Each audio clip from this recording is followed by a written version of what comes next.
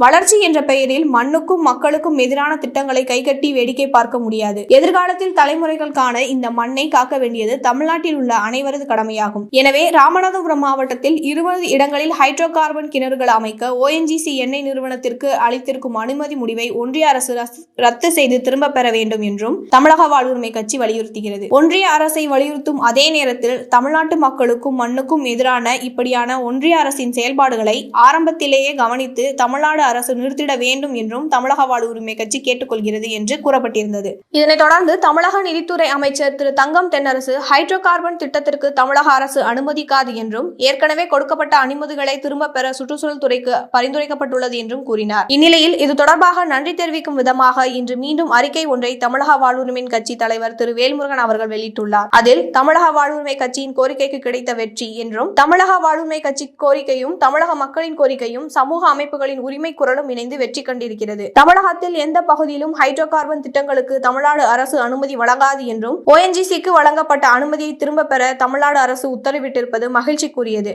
இது மக்களின் மனநிலையை பிரதிபலிக்கும் முடிவு மட்டுமல்ல, தமிழக நீர், நிலம், சுற்றுச்சூழல், மீன்வளம், எதிர்கால தலைமுறை ஆகியவற்றை பாதுகாப்பும் நம்பிக்கையும் ஆகும். ஒன்றிணைந்த எதிர்ப்பின் வலிமையை உணர்ந்து ஹைட்ரோ கார்பன் திட்டங்களின் அனுமதியை திரும்ப பெற்ற தமிழ்நாடு அரசு உத்தரவிட்டிருக்கும் முடிவை தமிழக வாழ்வுரிமை கட்சி உள்ளம் கனிந்து வரவேற்கிறது. அத்தோடு மட்டுமல்லாமல் அனைத்து அரசியல் கட்சிகளின் ஆதரவோடு தமிழ்நாட்டில் எத்தகைய பகுதியிலும் எத்தகைய காலத்திலும் ஹைட்ரோ கார்பன் திட்டங்களுக்கு அனுமதிக்க வழங்க மாட்டாது என்ற தீர்மானத்தை சட்டமன்றத்தில் நிறைவேற்றி அதனை தமிழக அரசு அதிகாரப்பூர்வ கொள்கையாக முடிவாக எடுக்க வேண்டும் என தமிழக வாழ்வுரிமை கட்சி கேட்டுக்கொள்கிறது என்றும் குறிப்பிட்டுள்ளார்.